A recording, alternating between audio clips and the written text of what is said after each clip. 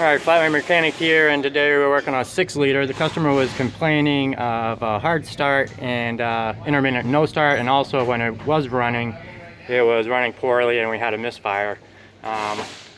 First thing we found out is it had a failed fuel injector. We were unsure at the time why the fuel injector failed, but once we replaced the injector, we were able to get it running on all 8 cylinders again, but it still had an intermittent no start or hard start.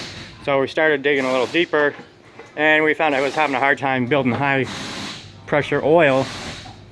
And so we started disassembling things and checking it out, and once we pulled the injection regulator, we found that the screen was all full of this is gasket material, rubber material. So did a little investigation and found out that the oil cooler gaskets, especially the dormant aftermarket ones, have a tendency to fail due to the oil has a reaction with them.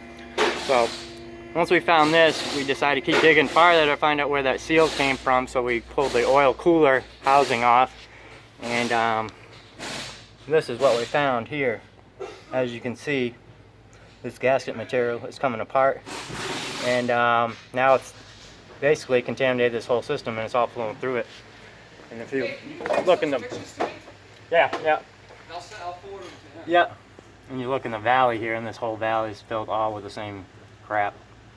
So that's what we found on this. So we're gonna have to flush out the system, put a new cooler in it, a new IPR, new high pressure oil pump, and hopefully we won't have any further issues if we can get all this rubber out of here. But yeah, in order to get down to that, you got to pull all this stuff off. Turbo, intake. Here's our high pressure oil pump. This seal was also missing, suspecting because it was having a hard time sucking anything. And this could be the whole reason it all started, is this oil filter was plugged solid. But just wanted to do a quick video on what we found on this 6.0 liter that was having a hard time starting and running. But so we're going to be replacing all this stuff. But thanks for watching. Hope it was helpful. Be sure to hit the thumbs up button and subscribe to the Flat Rate Mechanic.